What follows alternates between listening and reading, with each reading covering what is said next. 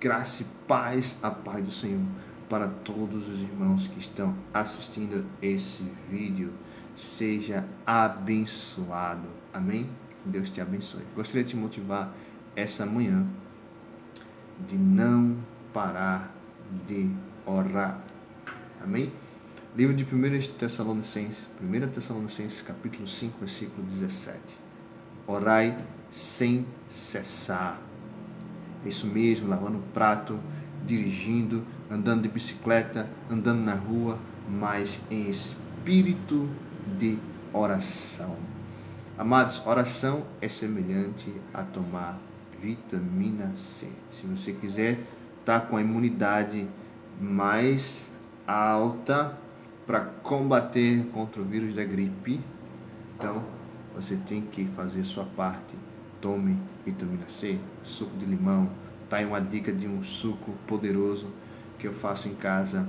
O gripão, suco de acerola, limão e laranja. É um suco poderoso. Para quê? Para a imunidade ficar mais alta. A mesma coisa é a oração. Se você quiser ter forças para suportar as adversidades que virão, ainda estão por vir sobre nossas vidas, continua em oração. Lembra do nosso Mestre Jesus?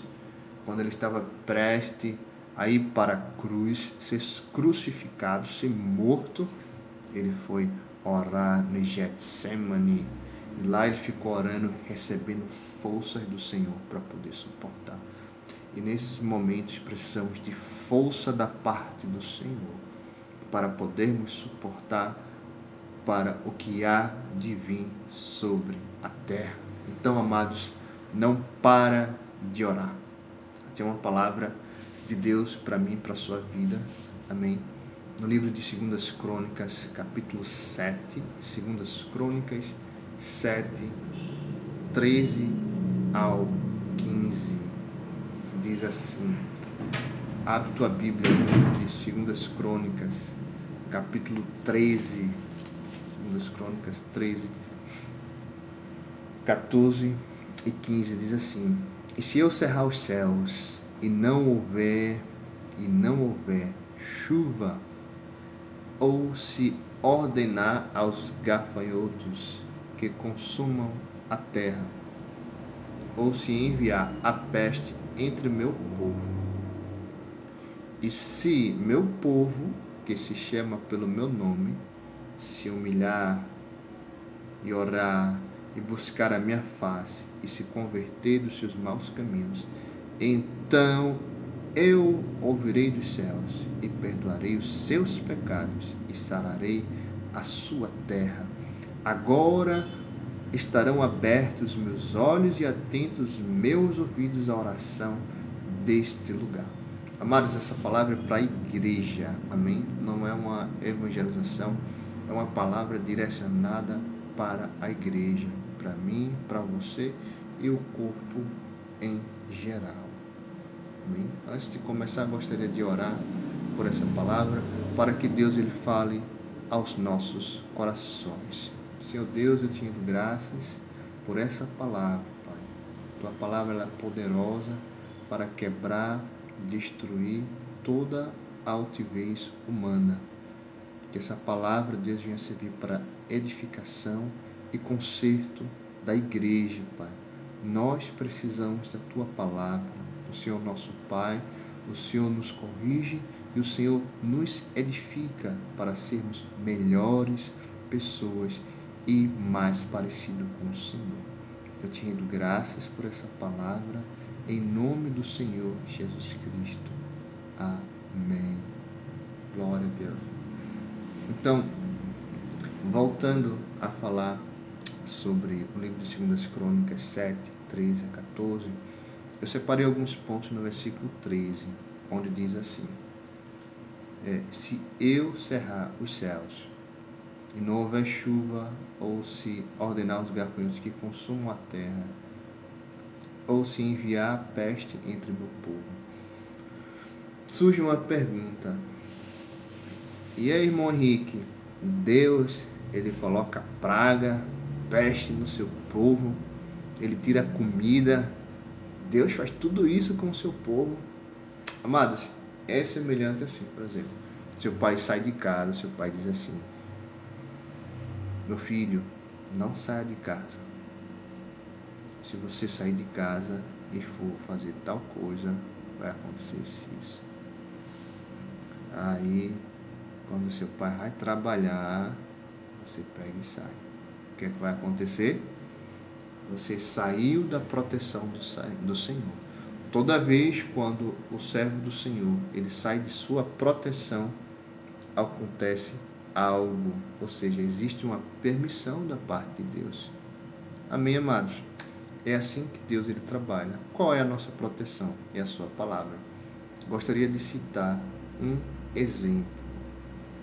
Diná, no livro de Gênesis, capítulo 34, versículo 2, fala da filha de Jacó, chamada Diná.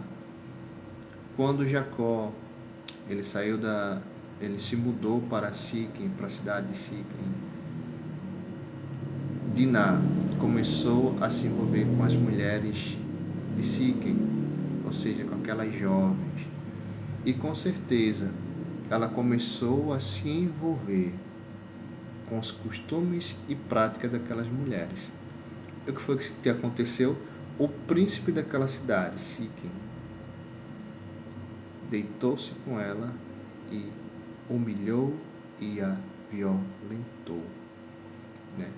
Porque ela começou a adotar as práticas siquemitas, ela começou a se envolver com aquelas mulheres, e isso chamou a atenção de Siquém.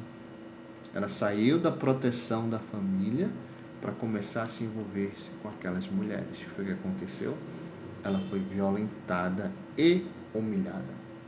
A mesma coisa, amados, acontece e está acontecendo com a igreja. Toda vez que eu, como igreja, a igreja do modo geral, os líderes, os que tomam a frente, começam a se envolver com as práticas mundanas, trazendo para a igreja o corpo, trazendo para o templo, a igreja é humilhada e envergonhada. Amém, amados? O sal, quando ele é insosso, só serve para ser o quê? Pisado. Então, eu e você, nós somos sal. Nós somos igreja de Cristo. Temos que tomar uma posição, amados, em Cristo Jesus. Não é tempo de agir como Diná, se envolver com as pessoas, se envolver com as coisas desse mundo. Porque as coisas desse mundo só nos levarão à vergonha e à humilhação. Igreja, nesse mundo não tem nada o que dá. E é o que a gente está vendo aí. Muitos líderes religiosos, pessoas de nome, você vai lá no YouTube e coloca, é envolvido com prostituição, é envolvido com adultério, é envolvido com corrupção. É uma vergonha. E Deus, ele está olhando. Isso atrai julgamento e juízo da parte de Deus. Ao invés de Deus proteger, não tem como ele proteger, porque a igreja saiu da proteção do Senhor. Aí ele continua no 14. Vou tomar um golinho d'água. No 14 diz assim: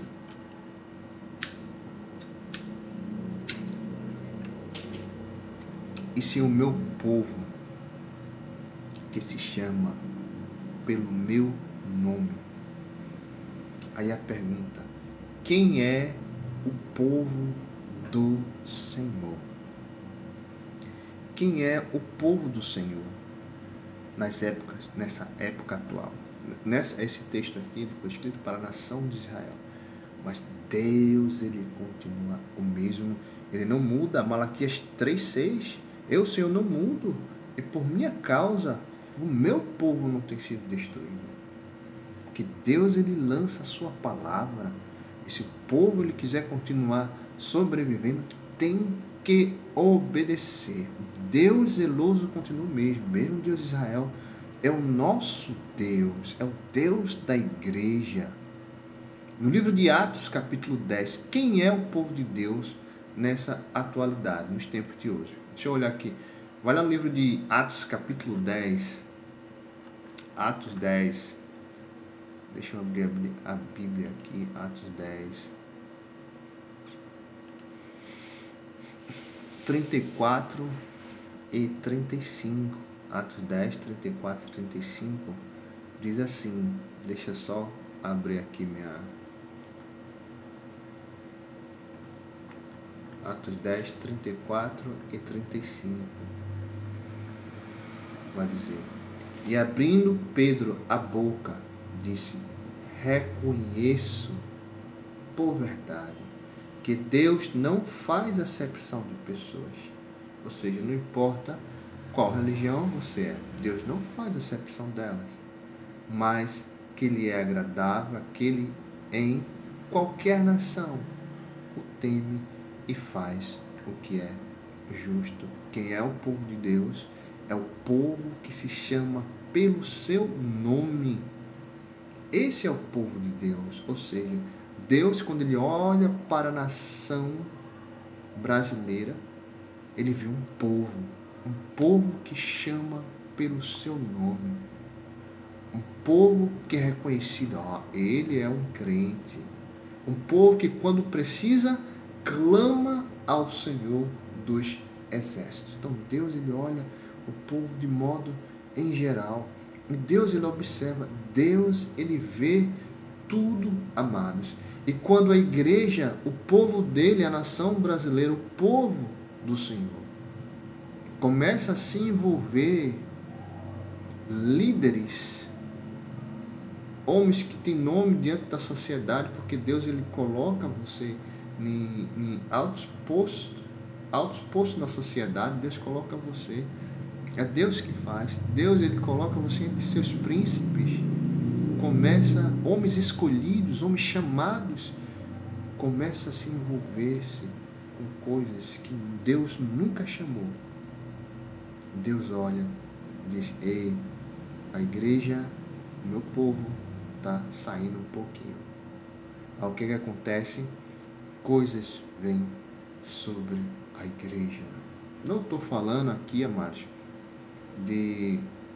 dessa crise mundial que está acontecendo apenas. Eu estou falando de modo geral. A igreja, ela precisa tomar uma posição em Cristo. E quando Deus fala povo, Ele está falando todo mundo. Ele está olhando do modo geral. E nós, cada um de nós, temos que zelar pela nossa salvação de modo individual. E também zelar pela salvação de nossos irmãos também. É por isso que a palavra de Deus chama que é o corpo de Cristo. A igreja, Deus, Ele vai olhar como igreja. E o corpo brasileiro, o corpo da nação brasileira, precisa se ajeitar, se enquadrar na vontade de Deus Todo-Poderoso, falando da maneira geral e falando também individualmente como pessoa. Precisamos nos enquadrar na vontade de Deus. Porque se nós sairmos, nós como corpo, sairmos dessa vontade de Deus, nós estamos fora da proteção do Senhor e nós seremos o quê? Nós seremos violentados e seremos destruídos. Ou seja, vamos passar vergonha se não voltarmos para debaixo da proteção do Senhor. Amém, amados? Deus, Ele me chamou. Deus, Ele te chamou para ser povo santo, nação escolhida para ser luz, povo escolhido para ser luz das nações, povo escolhido para ser sal da terra, o povo chamado para destruir as obras do diabo na vida das pessoas, povo escolhido para libertar os que estão presos por doutrinas falsas, presos por seja lá o que for, por obra do diabo, obra satânica. Nós somos um povo escolhido por Deus para esse fim na face da terra. Ou seja, a igreja deve ser operosa. Nós fomos escolhidos para ser reis e sacerdotes.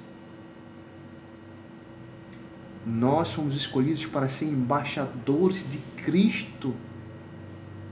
Não fomos escolhidos para se envolver com os costumes desse mundo, se perder com as coisas desse mundo. Nós fomos chamados e escolhidos por Deus para viver uma vida nele.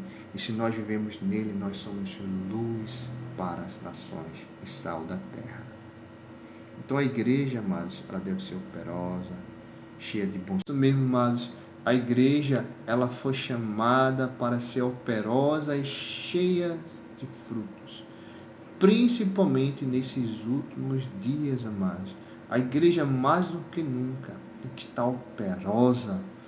A igreja, o corpo de Cristo, o povo do Senhor, que chama pelo seu nome, tem que estar operoso, buscando para que mais pessoas sejam ganhas para o Senhor Jesus Cristo.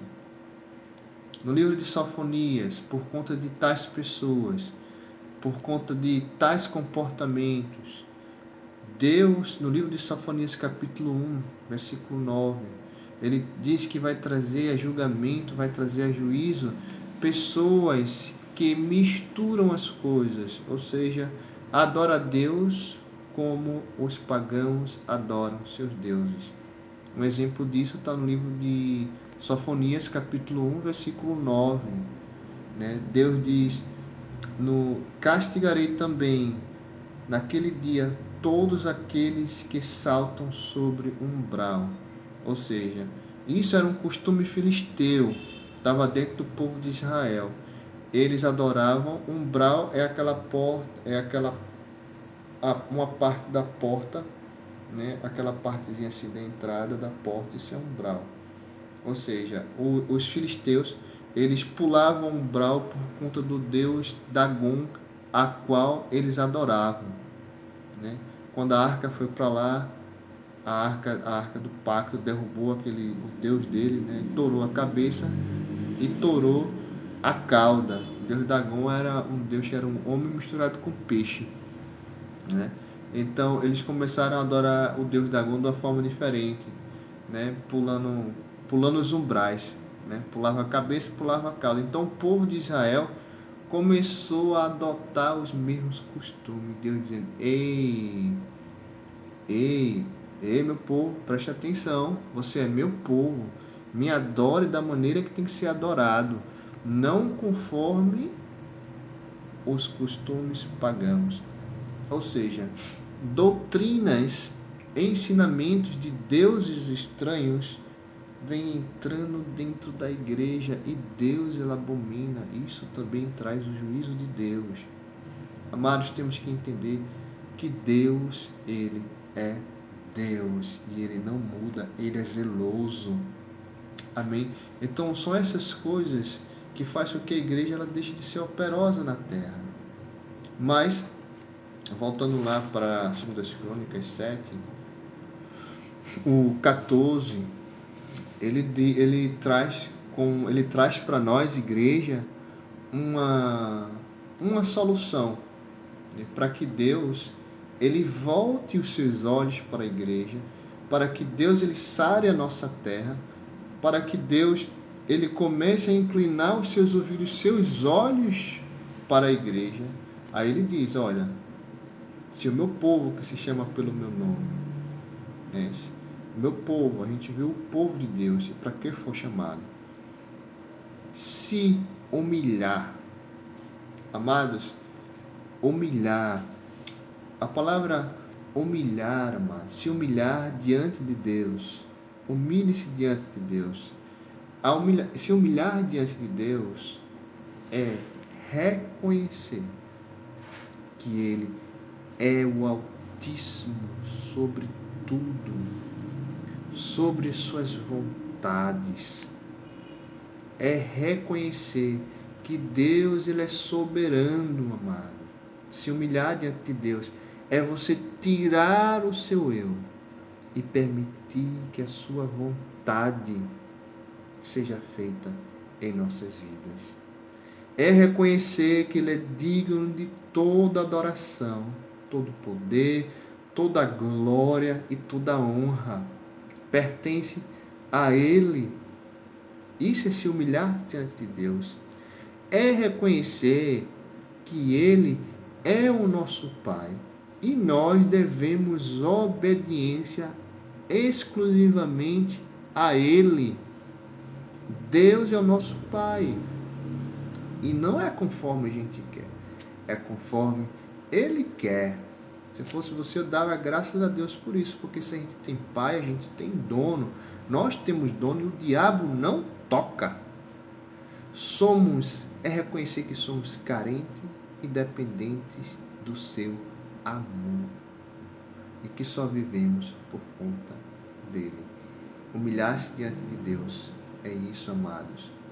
Humilhar-se diante de Deus é reconhecer que Deus, Ele é o nosso Pai e que nós não vivemos sem Ele, que nós precisamos dos seus mandamentos para obedecer e viver de acordo à sua vontade.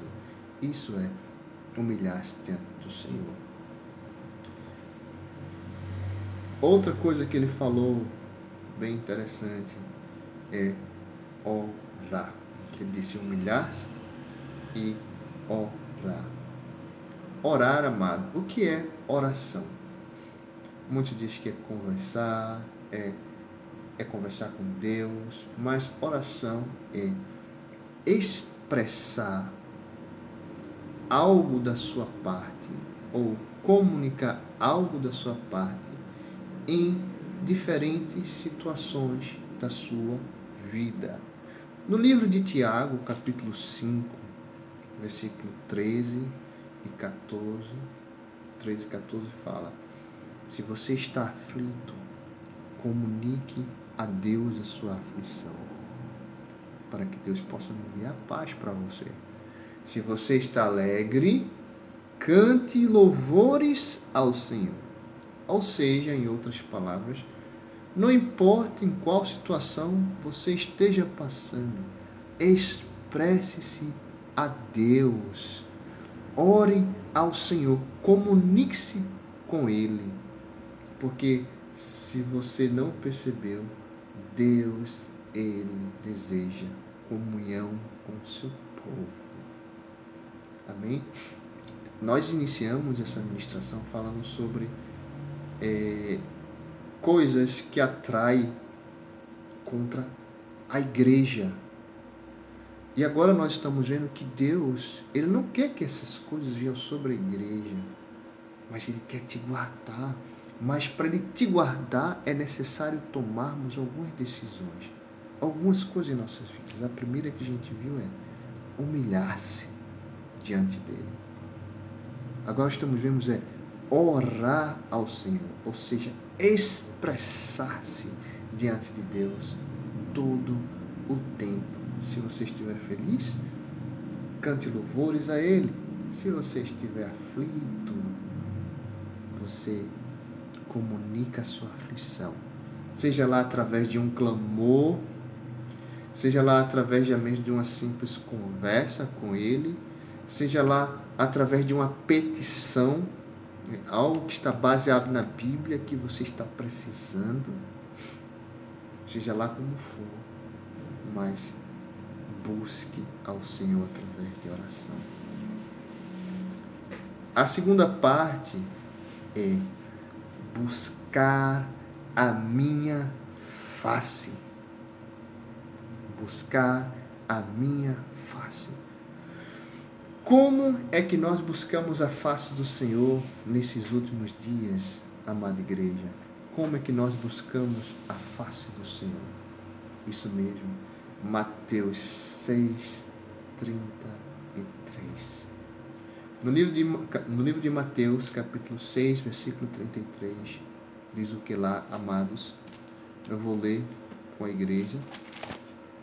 Mateus capítulo 6, versículo 33. Diz assim: buscar a face do Senhor, amém? Mas buscai primeiro o reino de Deus e a sua justiça, e todas essas coisas vos serão acrescentadas. Quando nós buscamos a face de Deus, Deus começa a acrescentar coisas em nossas vidas. Olha que interessante. 34. Não vos inquieteis, pois pelo dia de amanhã. Você está buscando a face do Senhor? Então não fica aperreado com o dia de amanhã. Por quê? Porque por você buscar a sua face, Ele já está provendo tudo para você. Mas o que implica buscar a face do Senhor? Ele diz: buscai primeiro o reino de Deus. O que é buscar o reino de Deus? Buscar o reino de Deus, amados, é buscar saber qual é a vontade do Rei. E onde é que eu vou buscar? Onde é que eu vou descobrir a face dele, a vontade dele? Na palavra de Deus. Meditação da sua palavra dia e de noite. É Josué capítulo 1, versículo 8. Medite nessa palavra, Josué. Seja forte e corajoso. Não para sair brigando por aí, mas para obedecer. A força e a coragem era para obedecer a palavra de Deus. Essa que era a força e a coragem. Precisamos ser fortes e corajosos nessas épocas para permanecer confiando no Senhor. Então, quando nós buscamos a sua face, buscar o reino de Deus é buscar a face de Deus. É quando você pega a Bíblia de manhã, começa a ler. Quando você chega no trabalho, está em casa, você começa a meditar no Senhor. Isso é buscar a face do Senhor Deus. É a primeira parte que implica em buscar a face. A segunda é justiça. Justiça é o que, amado? Justiça é você praticar aquilo que você aprendeu. Você não já aprendeu? Você já estudou? Deus não já mostrou o que tem que ser feito? Então, você está aplicando a justiça. E quando você faz isso, você não precisa mais se preocupar com o dia de amanhã.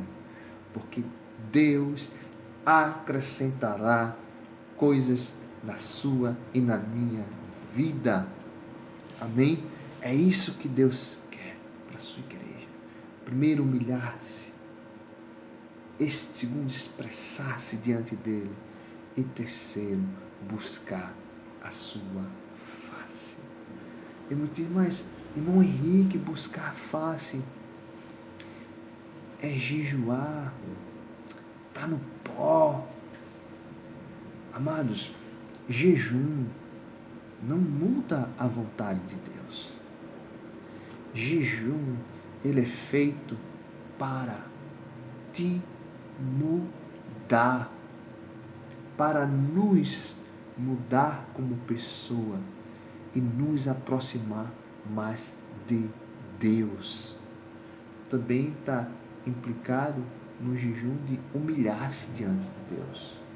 É você dizer: Senhor, me ajuda nas minhas fraquezas. E você começar a abster-se não só de alimentos, mas também de mídias sociais, de televisão, de filmes, de leituras que não agrada a Deus.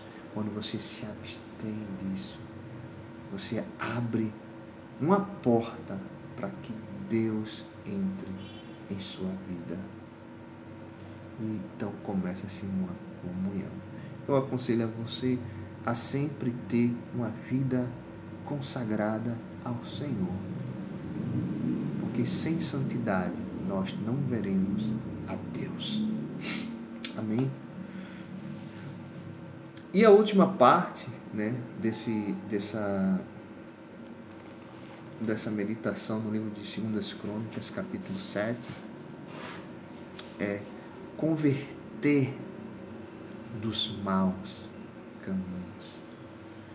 A palavra converter-se dos maus caminhos, ela vem da palavra metanoia. Metanoia quer dizer mudança, transformação de caráter, ou na maneira de pensar, modificação espiritual e comportamental, mudar totalmente a direção. Amados, converter-se dos nossos maus caminhos. A palavra de Deus fala, Jesus Cristo falou, nossos corações só tem maldade. É prostituição, adultério, assassinato, é tudo aqui, ó, no nosso coração. E nossos corações, está tudo aqui.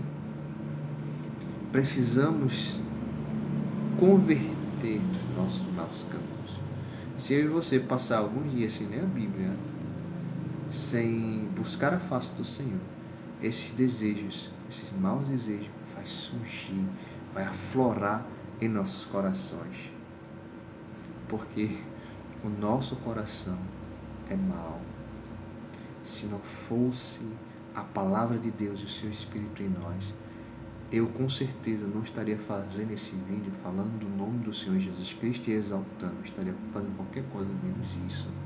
Mas por causa dele em nós, que nós estamos prontos para servi-lo, adorá-lo e servir os nossos irmãos.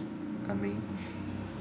Nessa última parte, falando sobre converter dos maus caminhos, da palavra metanoia, né, que é mudar a direção.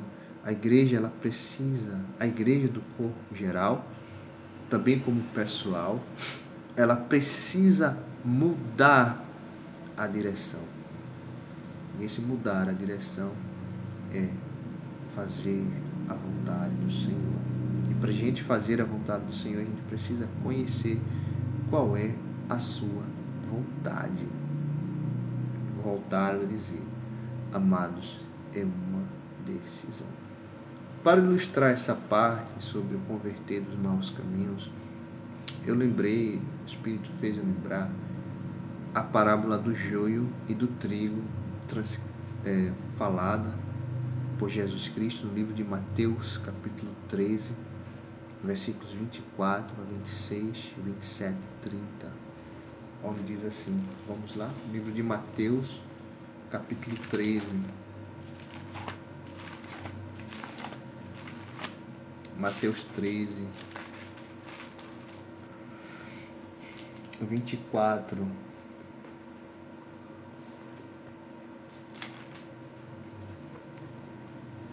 a parábola do joio e do trigo, diz assim, o reino dos céus é semelhante, propôs outra parábola dizendo, o reino dos céus é semelhante ao homem que semeia boa semente no campo. Mas, dormindo os homens, veio o seu inimigo e semeou o joio no meio do trigo e retirou-se. Versículo 27. E os servos do pai de família, indo ter com ele, disseram, Senhor, não semeaste tu no teu campo boa semente? Porque tem então joio. 30. Deixai crescer ambos juntos até a ceifa, ou seja, até estar maduro. E por ocasião da ceifa direi aos ceifeiros, colhei primeiro o joio e atai-o em molhos para o queimar, mas o trigo ajuntai no meu celeiro. Amém? Então, sobre metanoia, voltar-se dos seus caminhos, vou falar, metanoia que é tornar, né, mudar a direção. Eu vou falar, citar uma coisa que é uma muralha que não permite que a palavra de Deus penetre. Preste atenção no exemplo, o joio e o trigo, Jesus estava falando sobre isso. É um defeito nosso, do homem, todo ser humano tem isso, amém? E o Espírito Santo, a palavra, Jesus, Deus, ele veio sobre nós para que a gente tirasse essa muralha que atrapalha o nosso desenvolvimento como pessoa, como ser humano e como servo do Senhor. Como é que eu sei quem é o joio e quem é o trigo? É igual, é semelhante, mas só no final é que a gente sabe. O joio, amados, quando ele está maduro, ele fica para cima. E o trigo, quando chega quando ele está maduro, chega no tempo da ceifa, ele se encurva. Por quê? O trigo, ele é cheio de frutos, e por conta desses frutos, ele não consegue ficar em pé, então ele se encurva. Mas o joio, a sua espiga, a espiga do trigo, ela é cheia de semente, é cheia de frutos. Então ela vai inclinar. Mas o joio, as suas espigas são vazias. E por isso ele fica em pé. Então no dia da colheita, o que vai tirar, o agricultor, ele vai perceber quem é joio pela sua posição. Trazendo para essa ilustração, Jesus Cristo estava falando sobre o dia da colheita, falando sobre seres humanos, trazendo para os seres humanos, né, para comportamento. Diz assim, a gente aprende uma coisa disso: o orgulho, a soberba, eu sei, eu sou, eu posso, eu faço tudo, eu desenrolo. É o joio, amados. É o orgulho. É uma barreira criada. É a soberba. O diabo é mestre nisso. Você lembra que ele se encheu-se de orgulho? Que eu posso ser igual a Deus? Esse mesmo sentimento é colocado na igreja. Uma natureza pecaminosa. Todo ser humano tem. Todo ser humano ele tem um nível de orgulho. Uns é baixo, quando permite que o Espírito Santo trabalhe, e outros é muito, muito, muito alto, né? Aquelas pessoas que não permitem que o Espírito Santo trabalhe em diversas áreas de nossas vidas. Então, como é que identifica o joio e o trigo? O trigo, amados, ele sempre está adorando. O trigo ele sempre está se curvando, ou seja, sempre está operoso, servindo, amando, buscando. Em tempos difíceis ele vai adorar, em tempos difíceis ele vai se render ao Senhor. Mas o joio, ele sempre está orgulhoso, ele sempre é soberbo. Amados, nesse processo de metanoia, em algumas áreas de nossas vidas, em muitas áreas de nossas vidas, nós somos orgulhosos. E é nessas áreas que a graça não vai te alcançar. Vai lá comigo no livro de Tiago, capítulo 4. A gente está falando sobre converter-se dos maus caminhos. E eu estou falando para você, existe algo no ser humano, nos seres humanos, que atrapalha a ajuda de Deus. E o que atrapalha Deus, ele te ajudar, é uma coisa, amados: é o orgulho, é a soberba. Eu.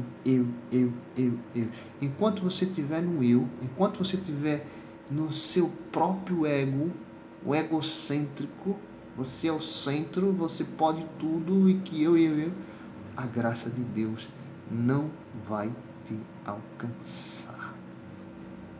No livro de Tiago, capítulo 4, vai lá no livro de Tiago, capítulo 4.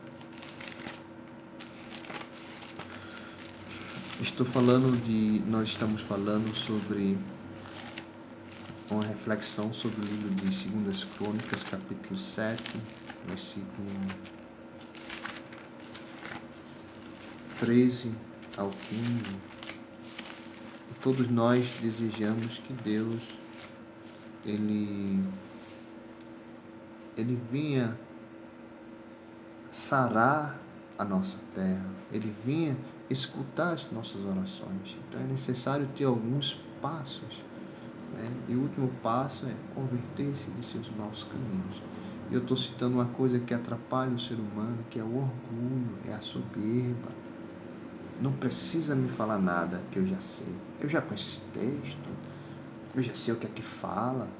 Eu já sei. Então, enquanto você estiver no seu eu, Deus, Ele não vai te dar graça para você poder vencer as adversidades. Amém? No livro de, se fosse você, eu baixava a bola. No livro de Tiago,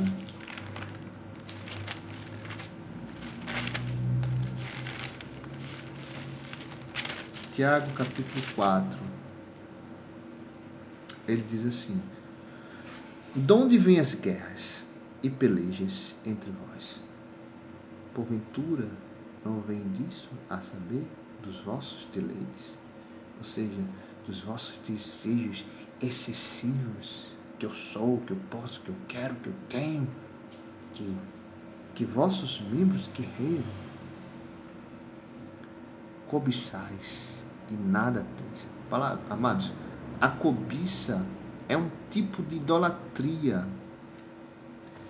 Quanto mais você cobiça algo, mais você não escuta ninguém. O que acontece? Soberba vem. Livro de Colossenses 3,5 fala. O apóstolo Paulo falando que a cobiça é um tipo de idolatria que desagrada a Deus. Porque quando vocês cobiçam, aquele cargo na igreja, aquela coisa, aquilo eu quero ser igual, eu quero fazer isso, não sei o que tal. Aquele trabalho, homem não pode ver uma mulher, mulher não pode ver um homem, começa a cobiçar com os olhos. Isso se torna uma idolatria, ou seja, tira a vontade de Deus para você querer fazer as suas próprias vontades, seus próprios deleites. E nada tendes. Ou seja, o que acontece hoje na igreja? A maioria dos crentes, por conta de doutrinas falsas, tem criado um Deus para si próprio. Como assim? Um Deus permissivo. Tudo pode fazer que Deus vai perdoar. Amados, Deus tem sua própria personalidade. Ele tem sua própria personalidade. Porque tem que ser. Não, Deus vai entender. Vai dar tudo certo. Vai. O camarada todo troncho. O camarada não tem nenhuma comunhão com Deus. Nem perguntou a Deus se era para fazer isso ou não. Vai lá e faz. Ou seja, criou um Deus para si próprio que tudo pode. O que acontece? Cobiça e não tem nada. Ao que é que vem? Inveja. Sois invejosos, cobiçosos, e não podeis alcançar. Ou seja, trava, combateis e guerreais e nada tendes, porque não pedis.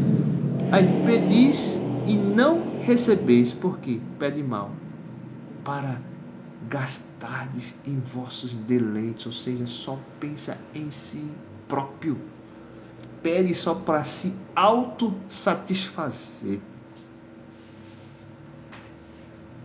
E isso não agrada a Deus. Aí o 4 diz: adúlteros e adúlteras, não sabeis que a amizade com o mundo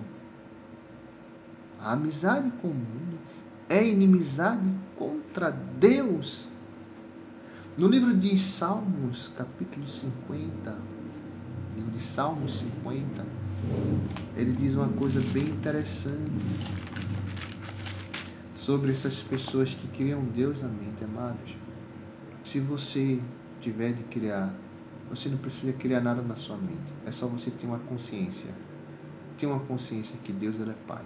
E o verdadeiro Pai, ele vai educar o seu filho e corrigir quando necessário. Para os profetas das bênçãos, repreensão também é bênção. Deus também repreende todo aquele que ama. E é necessário. No livro de Salmos 50,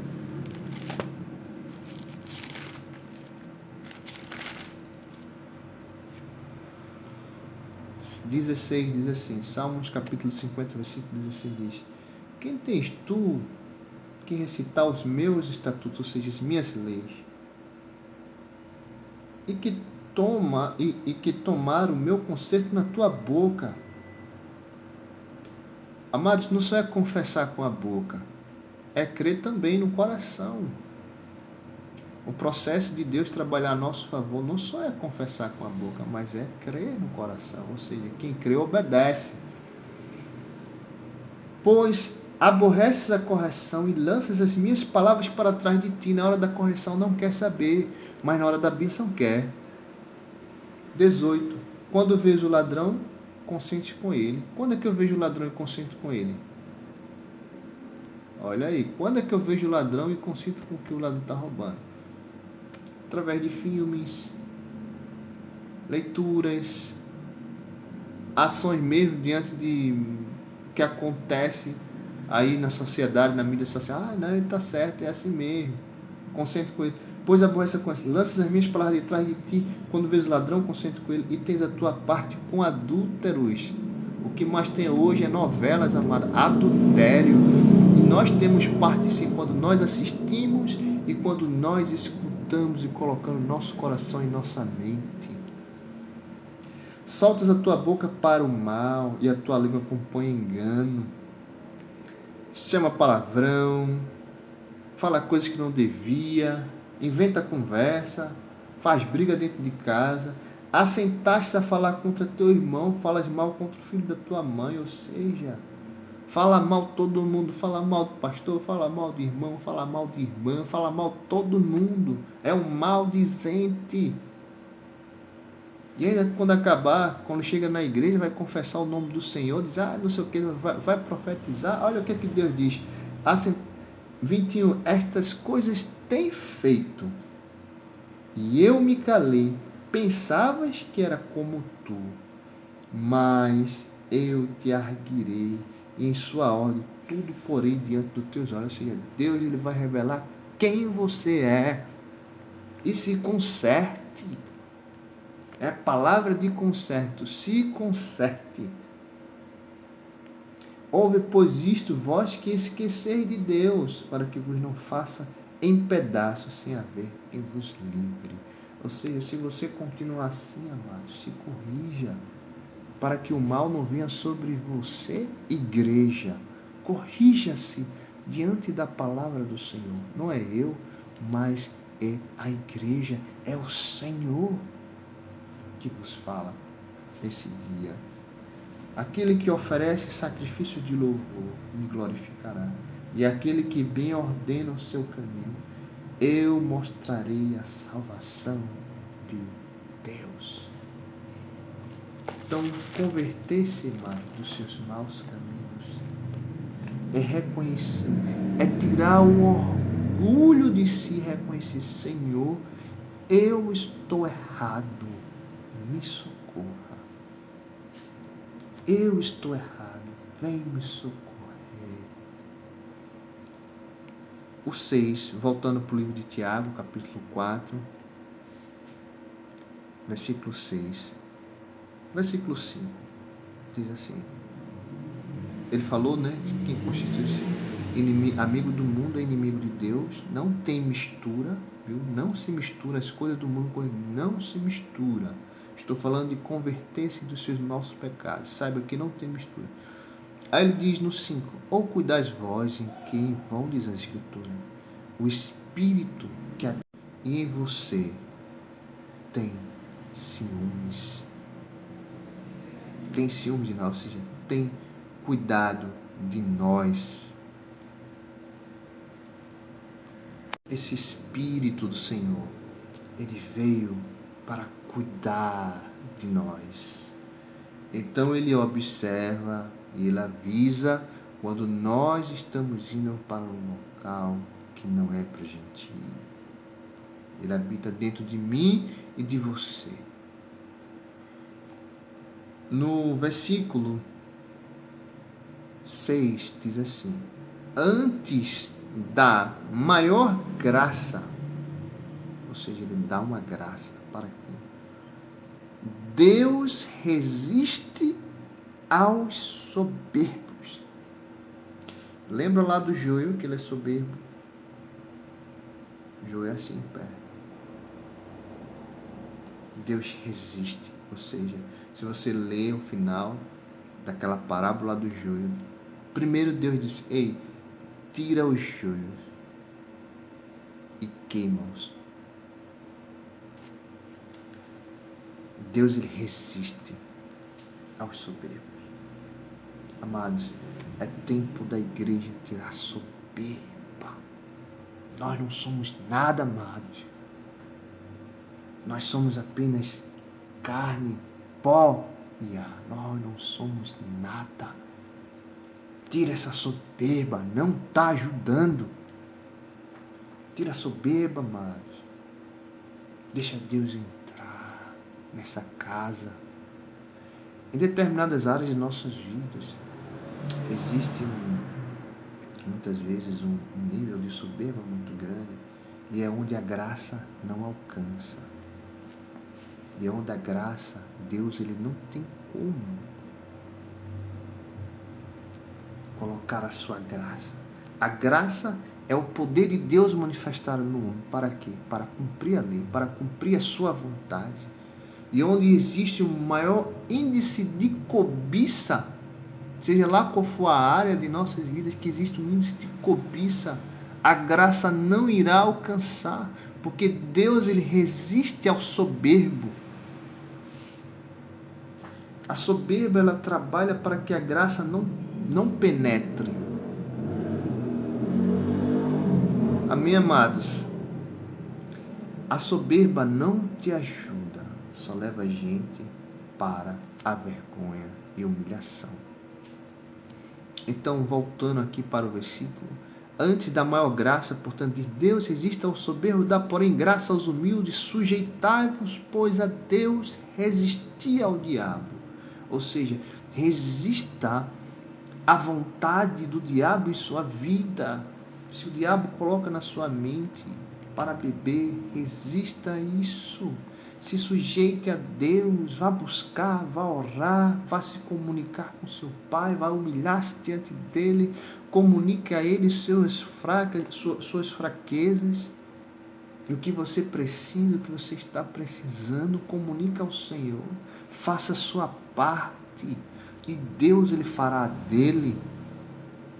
Sujeitai-vos, pois, a Deus, resista ao diabo, e ele fugirá de vós. Chegai-vos a Deus, e ele se chegará a vós. Limpai as mãos, pecadores. E vós de duplo ânimo, purificai o coração. Senti as vossas misérias, lamentai e chorai. Converta-se o vosso riso em pranto e o vosso gozo em tristeza. Humilhai-vos perante o Senhor, e Deus vai fazer o quê? Ele vai te exaltar. Ou seja, o poder da graça de Deus virá sobre você de uma tal maneira que você vai conseguir vencer todas as suas dificuldades. Amém, amados irmãos. Então, essa era a mensagem que eu gostaria de compartilhar com a igreja, com o povo de Deus. Humilhar-se, se expressar através de oração diante de Deus, buscar a face do Senhor e converter-se dos nossos maus caminhos. Isso vai resultar em bênçãos sobre nossa vida. Ou seja, Deus, ele inclinará os seus ouvidos. Deus, ele nos perdoará e sarará a nossa terra. Sabe o que quer dizer, amados? Isso em outras palavras. Em outras palavras, isso quer dizer que Deus, ele vai operar e fazer maravilhas no meio da igreja. Quando a igreja orar, as coisas vão acontecer. Isso significa mais almas sendo salvas para o reino do Senhor Jesus Cristo. Porque o reino de Deus, ele se manifesta em santidade. O reino de Deus se manifesta em santidade ao Senhor. Quanto mais você busca, quanto mais você se santifica, a palavra santificar-se ao Senhor quer dizer também unir-se a Deus. Não é só separar, né? Santidade também pode ser separar. Sinceridade também é santidade. É você ser claro com Deus e também quer dizer ou seja, se unir a Ele em todos os sentidos, em pensamentos, em todos os sentidos eu falo. Se a igreja fizer isso, a igreja será operosa e cheia de fruto na face da terra. Amados, Deus te abençoe com a prática dessa palavra. Deus te encha de frutos. E lembre-se, amados, nós estamos na terra para servir. Amém, amados? Deus nos escolheu para servir. Serviço. Nunca se esqueça disso. Você foi chamado para servir. Servir a quem? Ao Senhor e aos nossos irmãos.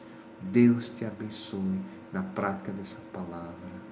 Deus te encha de bênçãos em nome do Senhor Jesus Cristo.